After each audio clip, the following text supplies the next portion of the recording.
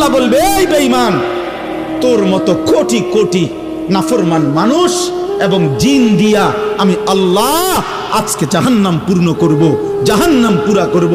আজ আমি মাফ করব না, আজ আমি বিচার করব। মাফ করতে চাইছিলাম দুনিয়ায়, আমি হাজারবার বলছিলাম, কত মৌলভী, কত ওয়াইজ, কত হুজুর, কত ইমাম, কত বক্তা, কত আলেম, কত পীর, কত বুজুর্গ, কত হাজারি করছে যে রে আল্লাহর বান্দা মাফ চাও, মাফ চাও, মাফ চাও, তওবা করো, তওবা করো।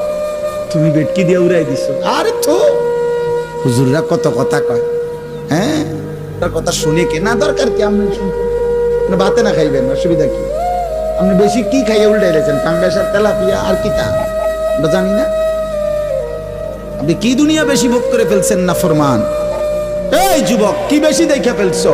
পরের নর্তকী দেখো, মোবাইলের উলঙ্গ ছবি দেখো, ওই তোমার মা। এই বেটা বেহায়া ছেলে বেটা, যে নারীকে মোবাইলে উলঙ্গ ছবি দেখো, ও তোর মা বেটা, ও তোর বোন। তোর মাকে এমন উলঙ্গ কেউ দেখুক? একটা নির্লজ্জ বেহায়া বল, এখন দাঁড়ায় বল বেটা, তোর মাকে দেখুক উলঙ্গ, তোর বোনকে দেখুক বিবস্ত্র, তোর মেয়েকে কেউ উলঙ্গ দেখুক, তুমি কেন অন্যের মা দেখো? সে কি কারো মা না? সে কি কারো বোন না? সে কি কারো মেয়ে না? ও কি কারো ফুফি না? ও কি কারো খালা না? তোমার ইজ্জতের উপরে হাত ধরকে, তোমার ঘরের সংগ্রামের উপরে।